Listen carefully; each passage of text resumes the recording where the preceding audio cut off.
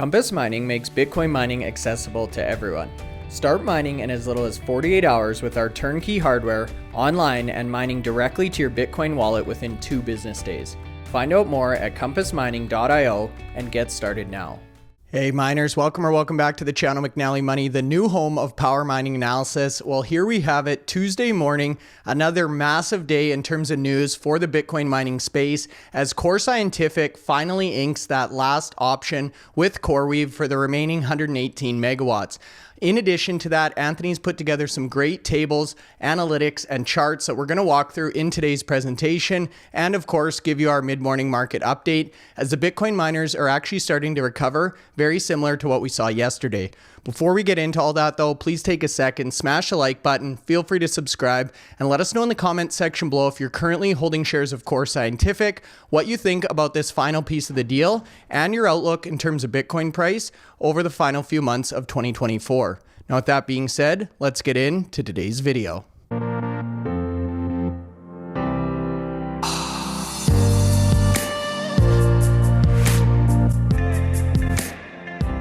Okay, guys, so that's right. Tuesday morning, very similar look and feel to yesterday, Anthony, with the mining stocks recovering quite nicely. Core Scientific leading the pack, no doubt today, on the backs of that big CoreWeave announcement that we were expecting on the channel here, Anthony. So to kick things off, let's start out with the mid-morning market update. Again, pretty much mixed across the board today with many of the miners moving from red to green. Anything standing out for you besides Core Scientific here, Anthony? Not so much really. You've got a sort of a mixed bag. You've got half the miners in red, half them in green, but the only real standout position is Core Scientific, and we'll come on to that news update in a second. It wasn't totally a surprise. People maybe thought the timing was past the date, the deadline they provided, but it's a great update, and we'll cover it in more detail. No doubt. So let's move right into the Core Scientific announcement, Anthony, as this is one that you and I have eagerly been awaiting. Now, we talked about this a few weeks ago on the channel that we were approaching this deadline. We hadn't heard any news. I personally was wondering if we were going to get an update or not. And lo and behold, this morning we got a major press release. I think everyone on Twitter was tweeting this one out this morning, Anthony. So I'll bring up the article. We can talk through exactly what happened and the terms of the deal. And then you've put together one of your tables here that actually shows the combined value of this contract, which we can get into next. Yeah, no, it's basically the last piece of the jigsaw puzzle, because if we go back to earlier this year, Core Scientific highlighted that they wanted to deliver 500 megawatts of power towards HPC hosting. And on the 3rd of June, they signed their first contract with CoreWeave for 200 megawatts. And since then, they've had a further 3 increases to that contract. And today's basically increased the amount of megawatts now to 500 for this deal. And they'll be providing HPC hosting services for CoreWeave's NVIDIA GPUs. This is not an extension, but to complete the 12-year contract across all the actual power that they're providing. And this particular contract, 120 megawatts, is going to give Core Scientific an additional $2 billion in revenues, bringing the total value of the CoreWeave agreements to $8.7 billion. Now, if we look at what they provided previously, and we've got the breakdowns of the previous contracts, and we assume that this is going to provide a similar margin, that's going to deliver in the region of $6.2 billion of net profit over that initial contract period of 12 years. And for Core Scientific to deliver this, they're going to have to provide an additional 200 megawatts of power to support that HPC hosting. So to deliver 500 megawatts of HPC, you need additional power. So it's a total of 700 megawatts. That leaves Core Scientific with 500 megawatts to focus on Bitcoin mining. So, a great update today. In terms of, profitability from a HPC contract, the Bitcoin price would have to be closer to $175,000, $200,000 to deliver that type of profit on a daily basis that Core Scientific are going to achieve once they've paid back the initial capital. So In terms of the contracts, again, if they're going to be able to borrow on the same terms as the initial 3 agreements, they'll be able to borrow just under $750 million to help refurbish some of these existing sites that we use for Bitcoin mining to create them into HPC hosting spaces. And that 750 million will be paid back over the first 2 or 3 years. And bear in mind, there is a sort of like a clause that says they can't they can't pay back more than 50% of the revenues in years 1 and 2. So that's actually puts CoreSign in a good space. I mean, if you look at the contract for the first 4 years, they're still going to deliver 30% net profit in year 1. Same again in year 2. In year 3, that goes to 67%.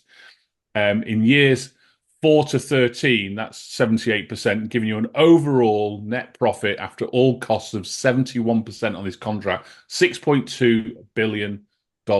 So really, really good updates. I think a few people were feeling that this one had got away and it was going to be 382 megawatts, but obviously when these companies are in negotiations, going through the fine details, looking at how they're going to provide the certain sites to deliver this is a significant amount. 120 megawatts is a big site alone. I was fortunate to go to Sweden a couple of weeks ago and see the largest data center in Europe, and that was a 150 megawatt site which Facebook have in Sweden. So this fourth increase to the contract is not that far short of the similar size to that data center in Sweden. So hats off to Core Scientific. They've come through good.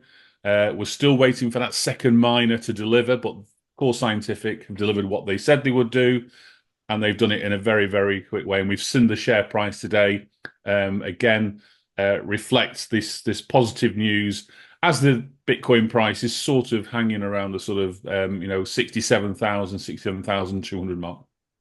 Yeah, absolutely incredible. You've called this the deal of the year really since it came out, Anthony, and it continues to just becoming a sweeter and sweeter deal for Core Scientific. It's going to be really interesting to see next year when these revenues start flowing in. You and I both think Core Scientific is still deeply undervalued based on these metrics. But I do think a lot of the market is waiting to see that money start to flow in, perhaps before they fully value this one. But a great update from Core Scientific. And as you say, Anthony, waiting with bated breath to see if TeraWulf, Cypher, or anyone else can get a deal to match this caliber from Core Scientific. The other thing I wanted to mention, we talked to Sam Tabar. He had said Bitcoin mining is essentially a 10-to-1 in terms of power usage. If you were to convert this into Bitcoin mining equivalent, you'd be looking, I guess, 5 gigawatts. Is that correct, Anthony, off 500 megawatts of HPC?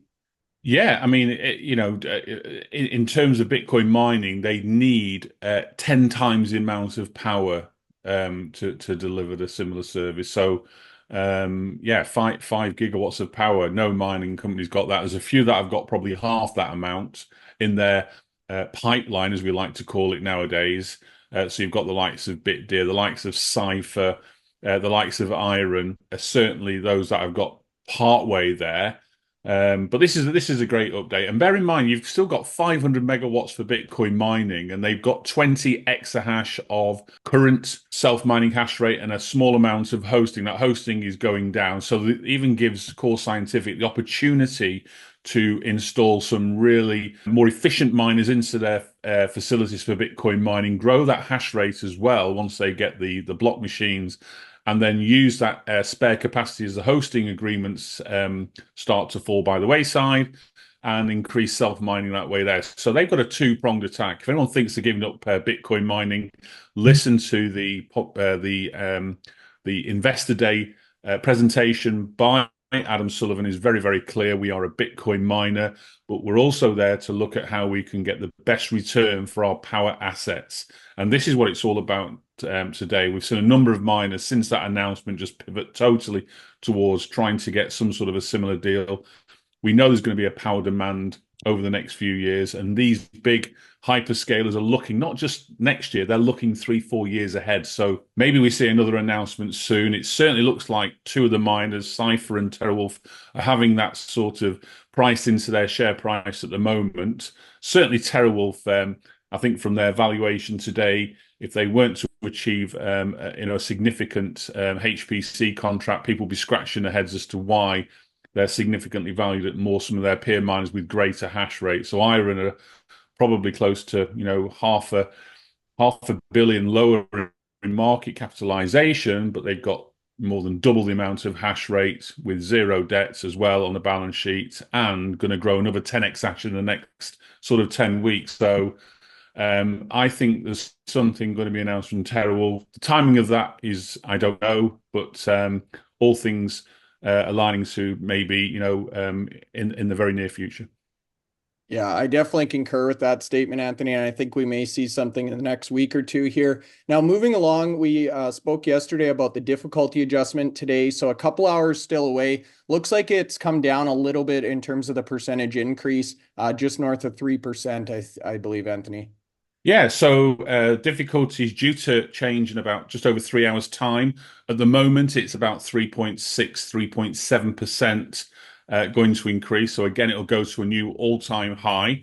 And this is an issue for mining companies all over, because it basically means you're going to be mining a little bit less than you were previously, if you haven't increased your hash rate. So we talked about this before, about mining companies having to grow hash rate to keep up with the global hash rate.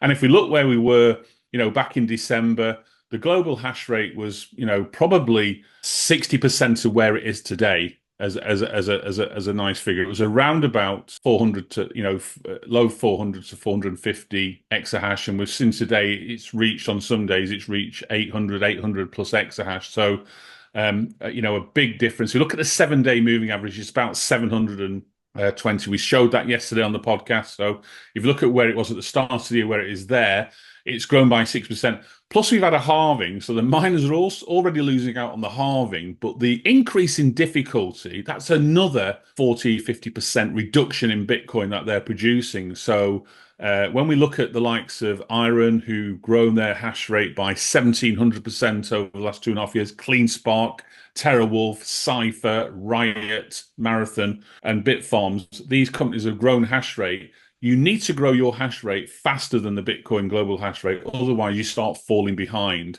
And fortunately, we've got about 7 or 8 miners who've certainly kept up with the global hash rate, certainly this year, and have plans to keep up with it next year. And then we have a number of smaller miners who sort of like struggle to grow hash rate at all this year. In fact, we only just recently saw DMG literally, not far short of doubling their hash rate, but it's still at 1.6 exahash, hopefully going to 1.7 in the very near future. But they've been at sort of like hovering around 1 exahash for a couple of years now, and I think they had targets higher than that for 2023. So it is proving to be a challenge for the smaller miners. How do they raise money to buy these machines? The bigger companies are using the ATMs. The bigger companies are also using some of their HODL to get HODL or Bitcoin-backed loans, which should be becoming a little bit more popular again, because you've got something that's really can be used as collateral. So if the price of Bitcoin changes, then the size of the collateral changes as well. So the Bitcoin price rallies and you don't need as much Bitcoin to have as collateralized against it. When I say collateralized, what it means is you restrict on what you can do with that Bitcoin. You can't sell it because it's back in the loan. It's still held. It's still part of your balance sheet, but you restrict on what you can actually do with it. So those are becoming a little bit more popular. The ATMs have been very popular now for 2 or 3 years, and we've seen those top 7 or 8 miners utilize the ATM with great agility, and we'll come on to that when we put some further charts up on the podcast shortly. Yeah, we certainly will. We've heard Sue Ennis say unencumbered quite a number of times on the channel. That's what that's referring to. So if you have Bitcoin that's backing a loan, that would be encumbered. Unencumbered Bitcoin would be no strings attached, essentially, on your balance sheet, just as an FYI. Now, the other thing you brought up there, Anthony, before we get into your charts, hash rate. You talked about the volatility. So our good friend Sam has put a post out saying he cannot believe how much this metric can change. So you had just said, Anthony, kind of in that band from 6 to 800. Sam pointed out that in a 48-hour span, over 300 exahash came off the network. So you and I were talking about this before the podcast. You had stressed the importance of using those averages when talking about global hash rate. But I wanted to bring this one up just so people have an understanding of how quickly these machines can come on and off. Compass Mining is your trusted partner in Bitcoin mining. Whether you're investing in one machine or thousands, our customizable solutions are tailored to meet your needs. We are your experts in Bitcoin mining, offering a platform where individuals and businesses can purchase hardware, host machines, and access a range of ancillary Bitcoin mining services. We also specialize in large-scale site development and data center operations. Discover more at compassmining.io and see how we can power your success today. Yeah, a lot. And if you think about the amount of hash rate in North America, people are saying there's around 40% of the global hash rate in North America. Majority of that is by the big public miners in North America. There are a number of non-public miners who we discussed on the channel before, but the big public miners are probably getting close to 30% of the global hash rate. And when these miners, and the majority of which are operating in Texas, Texas requires you to be part of the 4CP program. So certain parts of the day you're required to curtail. They give you advance notification of when those time periods are. You meet that requirement there. Also, we've seen other miners use energy strategies where if they've got a PPA agreement, so they're paying a fixed price based on a sort of like a hedge. If the price of energy increases rapidly, it provides an opportunity for the miners to switch off and actually sell that power back to the grid and maybe get a reduction on future costs of energy. And we've seen the likes of Riot, Cypher, even Argo Blockchain have used that strategy over the last couple of years to bring in a lower price of energy. Now, the global hash rate, I've got the 1-year chart in front of me. I like it does. It's more volatile than Bitcoin. Bitcoin mines than anything. So on a daily basis, it is moving 50, 100, 200, and as Unbysam said there, 300 exahash in a day. That's not unprecedented. We've seen some big moves. We've seen the global hash rate literally get close to 900 exahash this year. And where it was at the start, I already mentioned just over 400 exahash. So that's for one point in time, it had doubled.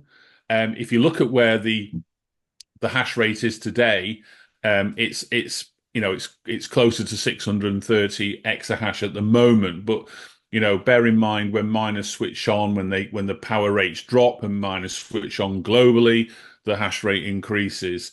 And what we've seen over the year, we've just seen a very, very, very steady increase week after week after week. There's not been many downtimes for the actual difficulty. We've seen the majority. It's a bit like an ETF chart on inflows, actually. We've seen far more increases in difficulty than we've seen reduction in difficulty. Miners want to see that reduction in difficulty because what it means is they can mine more Bitcoin. If the increase is continually happening, it means that their production is going to get reduced by that percentage. And we've already turned around and said, so if you were earning, say, 400 Bitcoin in January, and we've had a halving, that's 200 Bitcoin, and the difficulty accounts for, say, another 50%, you could be earning 100 Bitcoin now compared to 400 at the start of the year. That's the difference. Now, has the hash price, which was 42,000 in January, increased fourfold? No, it hasn't. It's not even increased, it's increased just over 50%. So miners, in terms of revenues, are severely penalized at the moment when they were in January, when the global hash rate was 40-50% lower than it is now. So this is the issue. That's why a lot of them are switching over to HPC, right, Anthony? That exact. And you and I just brought up yesterday the fact that Russia has unbanned mining for November 1st. So I would expect this table to continue to go up into the right, eh? Yeah, and what will happen is you'll start seeing then that the smaller miners can't keep up, so they only have a number of options. They could probably look to sell the business or merger and acquisition with another company, or a group them together. I mean, we've seen some big purchases this year. We've seen the likes of Riot purchase Block. We've seen CleanSpark purchase Grid. We've seen Bitfarms, they will be purchasing Stronghold Mining in the first quarter of 2025 when that deal's finalized. So that's 3 big deals this year already. There's a lot of talk about consolidation in this space. If you look sort of 3, 4, 5 years ahead, people are saying there's only going to be sort of like 7 or 8 big public miners left to sort of like wrap up the Bitcoin then. And that's if the difficulty continues like it's going now, that could be probably a really good prediction, because it's going to be hard for some of these smaller miners just to keep going at the same pace. Because what happens as the difficulty increases, the energy cost to mine that Bitcoin, a whole Bitcoin, because it's taking more energy now. The difficulty is making use more energy to complete the block. The price of Bitcoin goes up, and we've been seeing that on some of the smaller miners when they put their monthly amounts on. Go back and look at TeraWulf's monthly updates and see the price to mine Bitcoin, say over the last 6 or 7 months, and see how it's changed. Because of difficulty, you're having to use more energy, and it's starting to pick up. We liked what we saw from IREN. IREN have gone and bought a whole new fleet of machines and effectively changed all their machines to the latest models or there and thereabouts. So down at 16 joules a terahash, they're mining Bitcoin under 30,000. TeraWulf, who are one of the most efficient low-cost energy miners out there, they had an agreement at Northwest for 2 cents a kilowatt hour, and they're able to get a market rate, around about the 4 cents a kilowatt hour. They're mining sort of like 35, 36,000. So IREN are able at the moment with a more efficient fleet to mine it far more cheaper.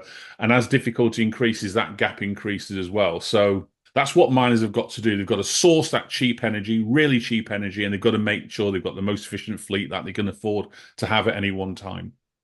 And that's exactly what we brought up going into the halving as well. The story hasn't really changed, along with the M&A landscape. And cash as well. Have cash on the balance sheet. That was the third part of that equation. And, we've seen, a lot of the big miners, they're happy now to someone to actually put on their updates how much cash they've got in the bank and or in the treasury. The likes of Riot and Marathon were looking at treasuries circa $1.5 billion. So it's a whole new landscape now, and it needs to be that landscape as we go forward into the next couple of years.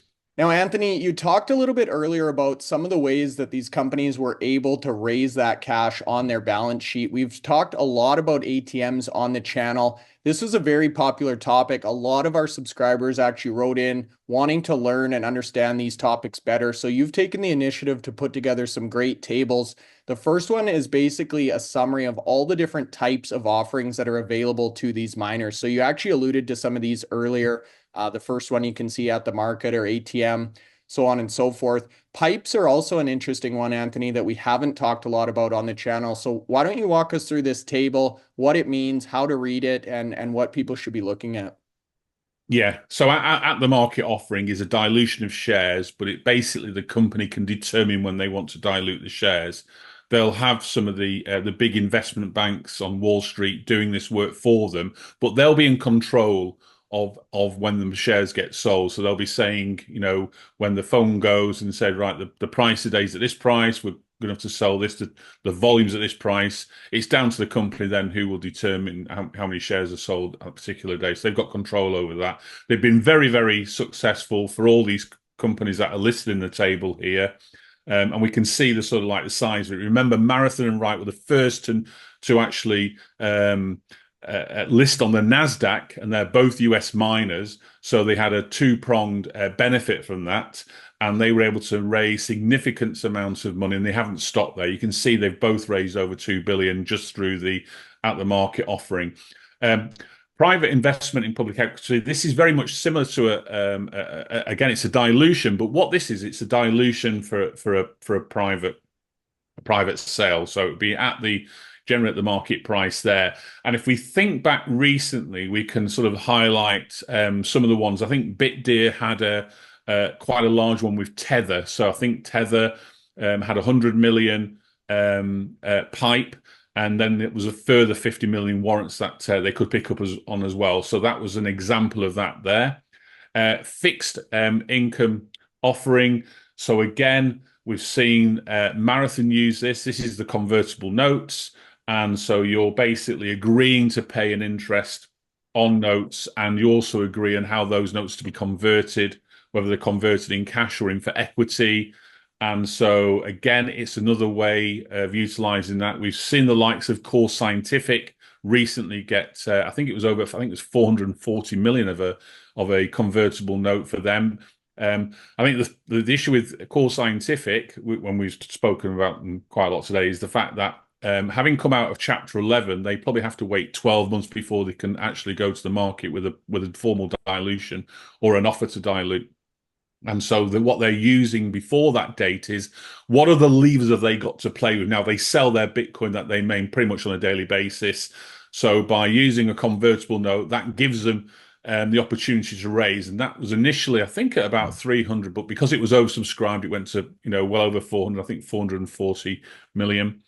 So if you look at the total raise there, you can see Marathon at 3.2 billion, followed by Riot. We can see that CleanSpark over the last couple of years, along with IREN, have utilized their ATMs, and TeraWulf as well. Again, using their ATMs. I mean, they sort of like come into the market space this last sort of 3 or 4 months, and probably the best performing miner this year in terms of share price increase.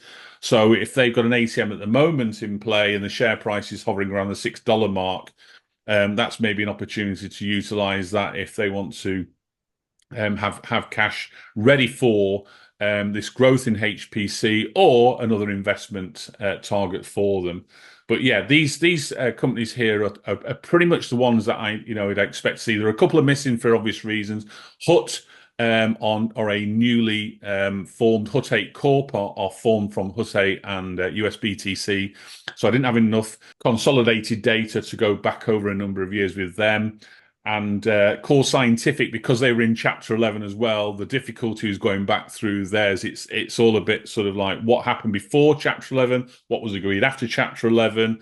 So it's a different landscape for them. So there are reasons why a couple of these miners haven't been included there. But that's the offering type there. So that's what they've got available. And if you can see, the ATM is pretty much the one to go to for most of these miners.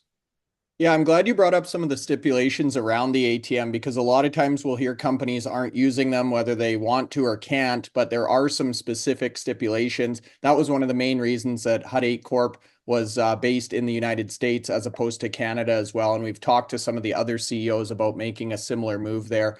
Now, you talk about dilution, Anthony. Obviously, a result of that is more shares being issued to the market. So the next table talks about the number of outstanding shares. Then we'll get into what these companies were actually able to do with the money, because a lot of times ATM is frowned upon by the investment community. But in the case of the Bitcoin miners, many of them were able to put this money to excellent use this year. So first things first, Anthony, percent increase in shares outstanding. What does this really mean? So if we look at CleanSpark and we go back 2.5 years ago, you could arguably say that company has basically sold enough shares, but 5 times the company in that period of time. Now, that's one part of the equation. The other part of the equation is where have they grown in terms of value over that period as well. So, you hear these miners say they will only use the ATM to creatively grow, and they'll buy, hash rate, or they'll buy infrastructure to deliver more hash rate, buy new machines and more efficient machines to deliver low-cost Bitcoin. And so we've seen CleanSpark and IREN this last couple of years really utilize the ATM in a very, very significant way. We're talking, I think IREN this year, within a 2-month period, had raised $500 million. Now, bear in mind, IREN probably valued at, probably just over 1.6 billion at the moment, I think, last time I looked. And so, to raise that amount of capital by selling your shares, it's and CleanSpark did something similar as well. I think they also, in the first 2 months of the year, January and February, they raised about 500 million as well. CleanSpark were valued in October last year at $600 million, and by March of 2024, that price had gone well above 4 billion. I think it was over 5 billion at one point, at the high point of their share price. So by using the ATMs to raise capital, to buy machines at good prices, to buy infrastructure at good prices, to get energy at cheap prices. That's all good for shareholders. I mean, obviously, shareholders lose their value, their value in terms of how, their percentage of shares owned in the company obviously reduces. But what you're looking for is the share price to actually increase to make up for that. And we can see that certainly CleanSpark. In fact, most of these have managed to do that. So that's that slide out of the way.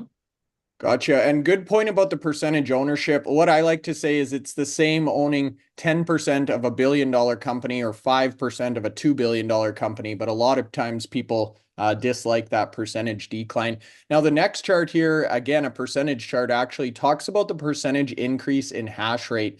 Now, you gave a little Easter egg earlier, Anthony, saying that IREN is up over 1,700%. That's almost hard to believe in this sector. But given their track record, again, the excellent use of ATM, timing, deployment, fleet upgrades, they've managed to do that. Yeah, I mean, IREN went through a bit of a challenge at the start of 2022. Remember, they had the deal with NYDIG. In June of 2022, IREN were literally their hash rate was just over 1 exahash, and they started to really grow from there. And when you go from just over 1 exahash, I think it was like something like 1.17 exahash, going up to all the way up to 21 exahash, that's a 1,704% increase. That's an enormous amount. And bear in mind, they've got another 10 exahash to add. So if you were to do it from the end of this year, I think that 1,700% becomes 2,500, 2,600%, literally in 2.5 years. So phenomenal there. TeraWulf also. Now, TeraWulf and Cypher, 2.5 years ago, were literally just starting mining. So they had very, very small hash rate. And you can see that any growth, TeraWulf have grown 1,000%. But if you think about where they started from and where they are now, they were probably maybe at just about or just under 1 exahash. Now they're at 10. So that's a 10x in terms of hash rate straight away there. Cypher as well, they were at 0.9, I think, of an exahash. Now they're at 9.3. So again, a good rise. CleanSpark were a little bit higher. I think they were at 6 exahash, and now they're at 30 exahash now, so they've had a great increase there. Marathon and Riot also growing hash rate. Bitfarms and Hive not growing as much, and we've talked about this before. I mean, the Canadian effect can't be stressed enough. It's the market are looking at the US is a far bigger country in terms of investors. They're looking for American stocks. Yes, all these companies are listed on the NASDAQ. But believe you me, to American investors, they're looking at American miners, and I think even CleanSpark have actually copyrighted or trademarked their the American Bitcoin miner, just to coin that phrase.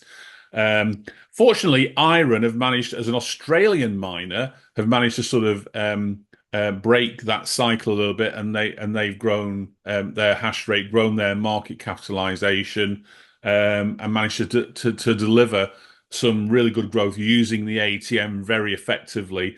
Bitfarms and Hive, well, Hive have just announced, I think, $300 million ATM. So if you think about their market capitalization at the moment, it's about $460 million.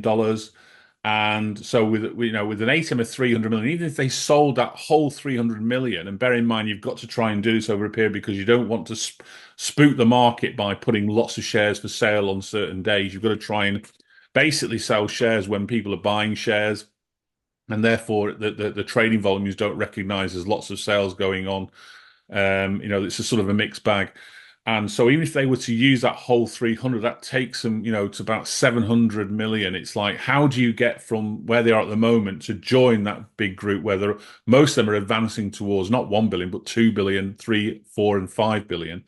So that's the issue there. Bitfarms as well, Canadian miner, they've had some issues there. They are approaching $1 billion now. They're about $940 million in terms of market capitalization. So, and they have been over $1 billion this year. But again, They don't seem to get the same amount of exposure or effectively love from the investment community in America.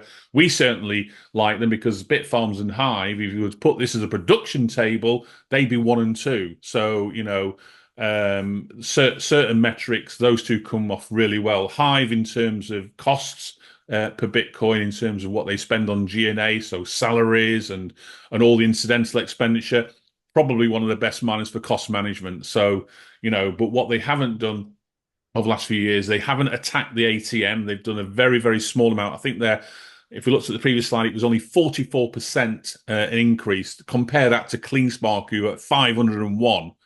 So in 2.5 years, Hive have only literally grown half the company again, whereas CleanSpark have really rallied and literally, sold it 5 times, and that's impacted where their market cap is today, which is over 3 billion.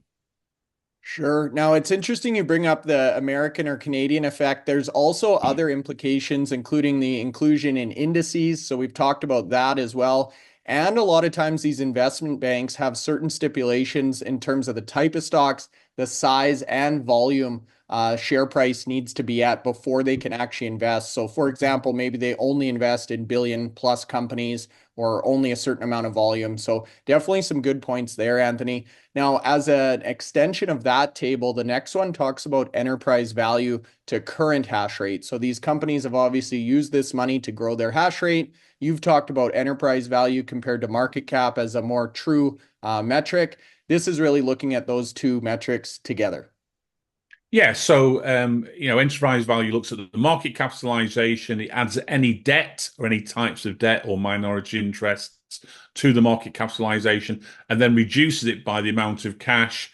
And in the way I calculate, I also use any Bitcoin hodl as well. What that does then, the enterprise value basically gives you a level playing field when you're looking at consideration. Then when you're using that metric to describe in this particular chart, what we're looking for is a company with the lowest amount per exahash. So people think automatically, great, TeraWulf at 177. But what it says effectively, for every $177 million of market cap, or sorry, enterprise value of TeraWulf, they've got 1 exahash. And Riot have got 1 exahash for every $37 million. So, this metric shows that Riot, effectively from this particular valuation metric, are in a far better position than the rest of the miners. Hive Digital, this is where they show their form. And actually, earlier in the year, Hive are actually number 1 in this metric. So it's pretty much, it can change on a daily basis in terms of how the share price of these two companies are. But those two companies have dominated the charts on this all through the year. IREN, again, because of the amount of hash rate they've increased and the fact that their market capitalization isn't as high as, say, the likes of TeraWulf, coming in 3rd place there. Bitfarms, again, Canadian miner. So again, not with a high market capitalization based on their hash rate. They've come at 63. CleanSpark, just purely on the size of growth in hash rate. So they're at 30 at the moment, due to be 37 by the end of the year. That figure will start coming down there.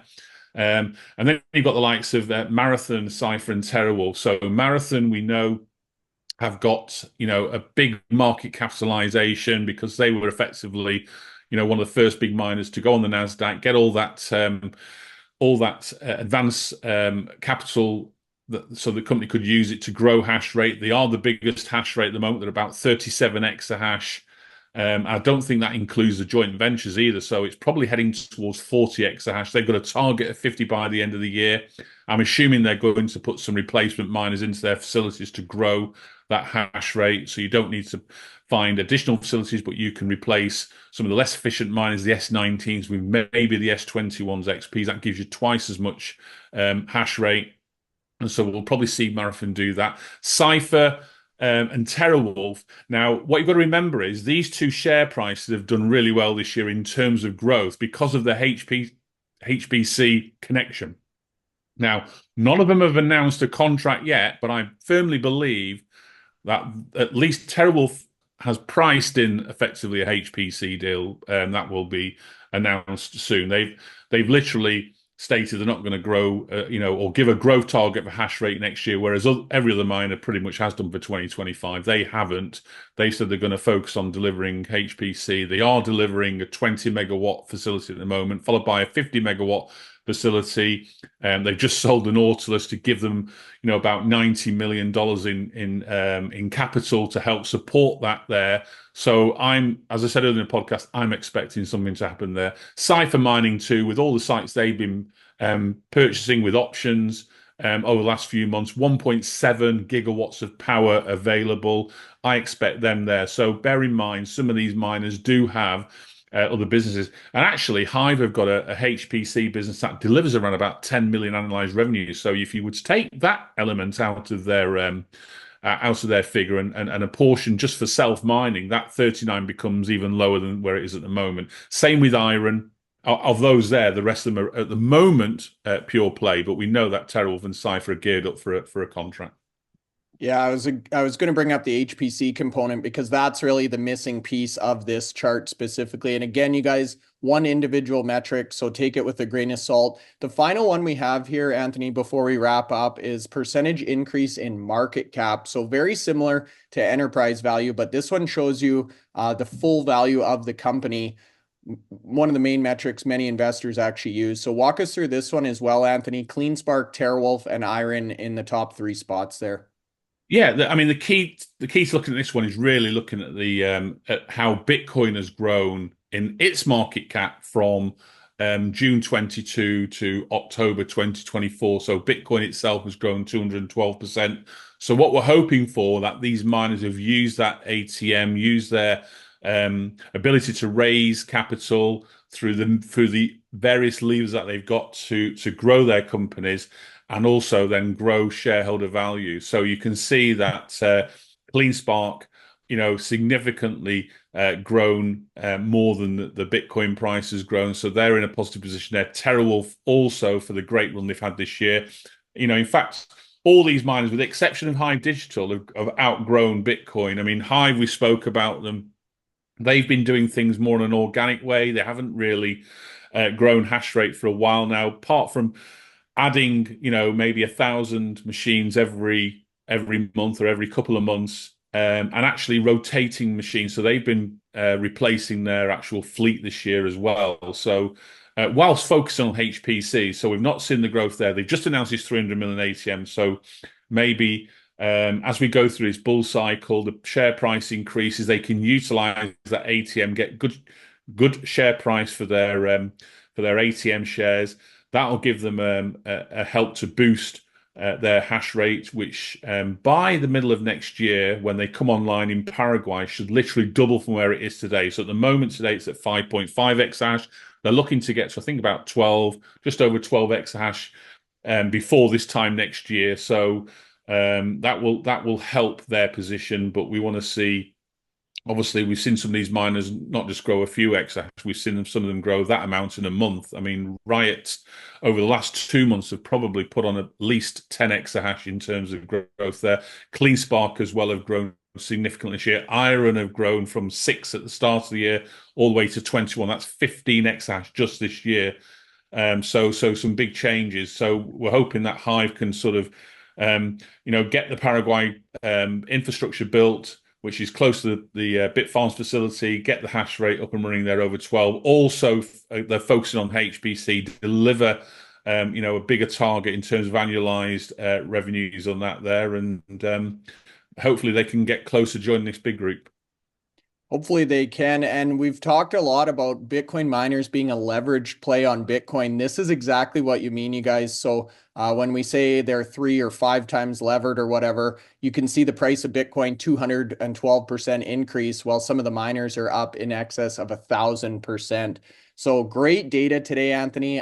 Tables, charts, data packed episode. Let us know your guys' thoughts in the comment section below. Which one of these metrics do you use as your primary indicator when making your buying and selling decisions? Anything stand out in your personal opinion?